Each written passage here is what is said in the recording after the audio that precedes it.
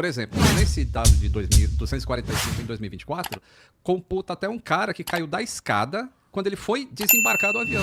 E é considerado uma vítima de acidente aéreo. Mas o avião pousou, todo mundo beleza, o cara tropeçou, caiu, morreu, entrou na estatística. Entendi. Cara, então, a gente tava falando aqui, você tava falando um monte de número aí e tal, a gente falou, segura, cara, segura, deixa eu começar o programa e tal. Mas assim, minha esposa diz que início de ano é uma desgraça, cara. Porque tem sempre bastante tragédia com temporal, isso faz sentido. Uhum. E bastante tragédia. E tem umas tragédias de avião também. Bom, pra mim, parece uma coincidência, né? O que muda alguma coisa efetivamente no começo, fim de ano? Eu acho que muda, como você falou, no hemisfério norte, a gente tem nevascas, né? Tempo muito frio. E aqui no hemisfério sul é tempestade pra cacete. Então, realmente existe o fator meteorológico como um fator que contribui para acidente. Mas isso não tem uma relação direta com o número de acidentes, porque o avião é preparado para voar em qualquer condição de tempo, certo? Senão 2025. Senão a Alasca, a população da Alasca, acabou, ele ia morrer de fome. Mas então o que está acontecendo agora é só uma coincidência, né, Panda? É uma triste coincidência. Quando a gente vê os números da aviação nos últimos anos, a gente vê que tem um trabalho importante. Não vou falar de décadas, anos. Na última década, os números todos estão mostrando uma melhora, o número de acidentes e fatalidades caindo. Por exemplo, no ano de 2022, teve 0 acidente com jatos comerciais no mundo. E teve 72 fatalidades em voos comerciais. 72 pessoas morreram voando em voos comerciais. Você sabe quantas pessoas voaram em 2022? Bom, eu sei que foram... Não sei não, cara. Não sabe. Não sei não. Eu sei de 2023. É? Acho que o meu número é maior que o seu, hein? Mas, ó, todo mundo que tá assistindo aqui não tem ideia de quantas pessoas foram transportadas em um ano só na aviação comercial. E eu tenho o número 2023 porque o de 2024 não saiu ainda. Tá o supercomputador calculando lá, já deu uma dica. Os números crescem todos os anos, é isso? Tem crescido. O número é 8,7 bilhões de pessoas voaram no planeta, em voos comerciais. Estou falando do jatinho, avião privado. Voos comerciais voaram 8,7 bilhões de terráqueos num ano. No ano de 2024, que os números ainda estão sendo computados, eles estimam em 9,5 bilhões de passageiros. Quer dizer, não são 9,5 bilhões de terráqueos. Esse número é o da ICAO? É porque eu vi o de 2023 era 4,169 bilhões. Que já é um número... Porque 8 bilhões é a população do planeta, né? Então, é como se tu transporta a população do planeta... É mais que a população. Não é que a população do planeta voa, mas tu transporta por ano a população do planeta... Mais, né? Mais pra ter 72 pra morrerem 70 óbitos. Pessoas, aí você fala, mas foi meu tio. Tudo bem. Claro, né? Ou morreram no Brasil. Fica mais dramático. Então, assim, é muito seguro. Hoje o índice de fatalidade está aproximadamente um acidente para cada 830, 840 mil voos na aviação comercial e um para cada 100 mil voos na aviação geral executiva. Tem uma tremenda diferença, a gente pode falar sobre isso. Mas, cara, assim, muito mais gente voa de avião comercial, assim, né, do que avião privado, aviação executiva. Ou seja, é uma indústria ainda incrivelmente segura. Né? Vamos ter esse ano, 2024, vamos fechar com 9,5 bilhões de pessoas transportadas por companhias aéreas no mundo. E a gente teve aí, quer ver? Eu vou te dar os dados, tá? Fiz até uma colinha. Em 2017 morreram 399 pessoas. 2018, 561. 2019, 289. 2020, 137. 2021, 176. 2022, morreram 158 pessoas. 2023, 72 pessoas. Os números de 2024 eu ainda não tenho.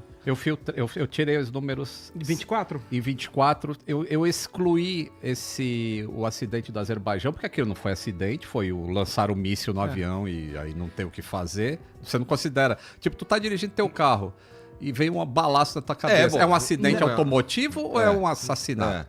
Então eu tirei esse número, só deu 245 só na comercial, excluindo militares helicópteros, executivo e tudo 245. Mais. Então, tá bom. Vamos pegar esses números que eu dei.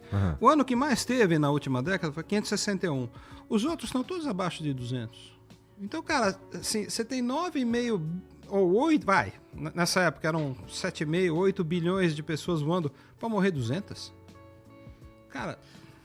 Se a gente pegasse um número parecido do que acontece em estrada e tudo mais... Não, eu peguei isso aí. Opa, eu fiz... Claro que você ia pegar, né? Eu fiz com o Franklin Wise, que é um cara que manja muito de dados e infográficos, ele é do Twitter lá. E a gente fez uma comparação com veículos, com os dados que tem de veículo. Porque assim, o dado de um morto na aviação, ele é específico. Por exemplo, nesse dado de 245 em 2024, computa até um cara que caiu da escada quando ele foi desembarcar do avião. E é considerado uma vítima de acidente aéreo. Mas o avião pousou, todo mundo beleza, o cara tropeçou, caiu, morreu, entrou na estatística. Entendi. E a gente comparou com os dados mundiais de carro. Então, por exemplo, e você precisa pegar uma métrica porque as coisas são diferentes, né? A quantidade de voos, quantidade de carros andando. Então, a gente pegou uma métrica de número de vidas perdidas a cada 100 mil viagens de carro ou de avião com passageiros. Boa. O de carro dá uma média de 5,5 mortes a cada 100 mil viagens. E o de avião dá 0,03. Então, morre zero. Não quando é 0,3, não é 3, é 0,03 contra 5 e pouco. 5,5 e isso é só de carro. De moto dá 3, e o que me surpreendeu, de moto é menor. Moto dá 3,2 e carro dá 5,5. Aí junta os dois, vai dar 8. Mesmo. É. Caramba. Então pô, quando a gente fala assim, realmente tá tendo muito exposição de mídia de coisas misturadas, porque nem sempre foi acidente. Por exemplo, a gente teve o do Jeju Air, aquele que bateu no final da pista lá, explodiu e morreu 179 de uma vez. Então isso vai dar um pico que chega nesses 245 versus 72. Teve mais acidentes? Na comercial? Não. Mas teve mais vítimas porque o avião era grande. Então a gente tem esse acidente e no mesmo dia que aconteceu esse acidente, aconteceu um KLM que saiu da pista no pouso, porque falhou o sistema hidráulico, ele chegou no final da pista, saiu, todo mundo saiu vivo de lá de dentro.